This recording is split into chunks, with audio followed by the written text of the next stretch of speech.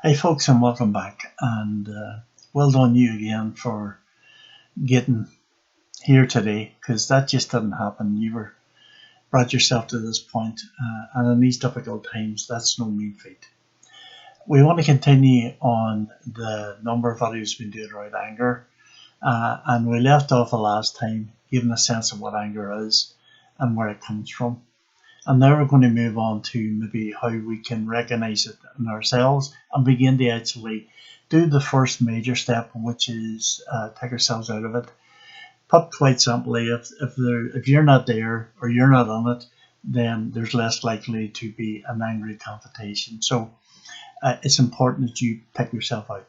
And the first thing to do with that is to recognize the physical signs in yourself that come about when that energy is released. That sense of I have to prepare myself for what I think is a threat, and with that comes an adrenaline rush that actually goes to your liver. Glucose is fed your liver, but it brings about an awful lot of other changes in your body that you might or might not be able to recognize. And sometimes it's easier to say, how do you recognize it in other people? But what usually happens is you may start panting, your pulse might begin to race. Sometimes in other people, you might see it just, on their temple, you might see it beating. But clearly, your eyes will be more wide open than usual. Some people get red fist, some people get pale fist. You become more sensitive to sound. You will have more physical strength than usual. Your voice is likely to get louder. Your speech will get quicker. Your movements are get quicker. But the thing that I suppose most people feel, um, other than sometimes a kind of knot in your stomach or just butterflies, is a sense that your muscles are tense. So your hands clench up and you actually take a stance that you're ready to attack. That's the fight or flight response. One way or the other, you're there to protect yourself. So you either fight it or you run away from it. But for each of it, you need energy to do that. Now, that's a really scary bit. When if we do that and go with it, we can cause great damage. Um, and we have to be mindful, as I may have said in past videos, is normally we blame the person right in front of us. It's their fault. And there's a saying that goes with this is, in someone else's eyes, I'm only how I behave to them. And in my eyes, you only how you behave to me. And what's that really saying is, I don't see behind you. I don't know or care often what's going on for you.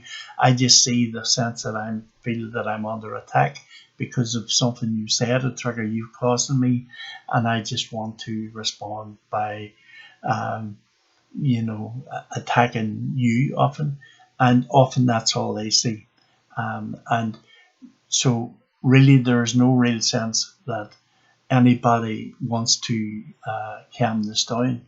So the real important thing for you is to, as soon as you recognize those signs in yourself, is say, I need to get out of here. Now, I would say to you very clearly, when if you're going to do this and learn to take back control yourself, that you need to be talking to people around you. So as soon as you recognize it and you need to go out, that you do that, but also they allow you to do that and they understand why you're doing that, because it can be that if you just walk out without saying anything, that can be just the same as saying, I don't want to talk to you, or words to that effect. Or even, it can even manners that you might recognize you need to leave and they might want you to stay and have it out. But the responsibility in you is to leave regardless. And it's better that if you begin to do this, you can talk to them and say, earlier on that, look, I'm learning myself to try to control my anger, and the first step is me recognizing the physical signs in myself. And as soon as I do that, I'm going to leave. And I would please ask you to let me do that. So the big thing is the earlier you find yourself getting angry, once you begin, you feel yourself, your heart, those butterflies in your stomach, or your heart pumping, or feel yourself, a heat coming over you, or you begin to tense all up, then you really need to begin to talk to yourself and say, I need to get out of this. And in the next video, we look at how you do that. So for now, please, all of us, try to be talking gently to yourself and treating yourself lovingly and kindly in these stressful times. And really, as I've said already, more importantly, try to do that to the people around you as well.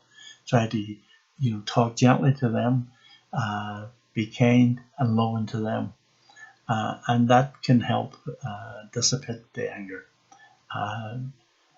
Thank you for listening. Talk to you soon. Bye for now.